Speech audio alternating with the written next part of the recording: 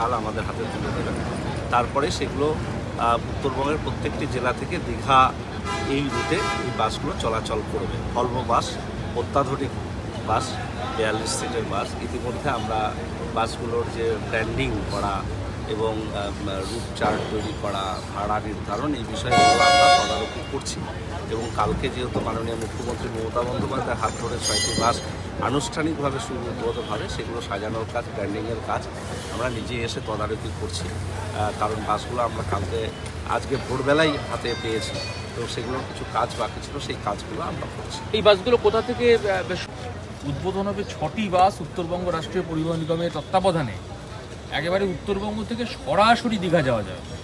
এটা আমাদের কাছে সবথেকে একটা বড় খবর এবং মাননীয় মুখ্যমন্ত্রী মমতা বন্দ্যোপাধ্যায়কে আমাদের বিশেষ কৃতজ্ঞতা যে তিনি 6টি ভলভো বাস তিনি আমাদেরকে দিয়েছেন। কালকে আনুষ্ঠানিকভাবে আমাদের হাতে সেটা তুলে দেবেন এবং সেই বাসগুলো উত্তরবঙ্গ থেকে দীঘার উদ্দেশ্যে রওনা দেবে। তিনি আনুষ্ঠানিকভাবে তার শুভ সূচনা করবেন।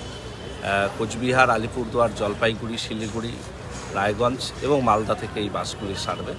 তো স্বাভাবিকভাবে একটা উচ্ছ্বাস, উদ্দীপনা গোটা উত্তরবঙ্গ জুড়ে মানুষের কাছে, কারণ সম্প্রতি মাননীয় মুখ্যমন্ত্রী মমতা বন্দ্যোপাধ্যায়ের উদ্যোগে জগন্নাথ ধাম দীঘাতে গড়ে উঠেছে।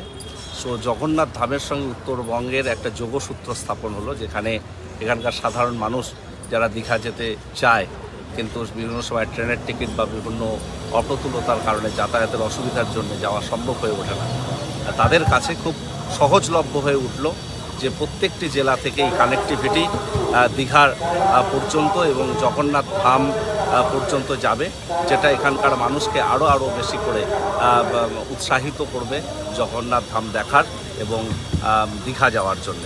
আমরা উত্তরবঙ্গ রাষ্ট্রীয় পরিবহন নিগমের পরিবারের পক্ষ থেকে মাননীয় মুখ্যমন্ত্রী মমতা বন্দ্যোপাধ্যায়কে আমাদের সবিশেষ কৃতজ্ঞতা জানাই যে তিনি এই বাসগুলো আমাদের উত্তরবঙ্গ রাষ্ট্রীয় পরিবহন নিগমের হাতে আনুষ্ঠানিকভাবে তুলে দিচ্ছেন।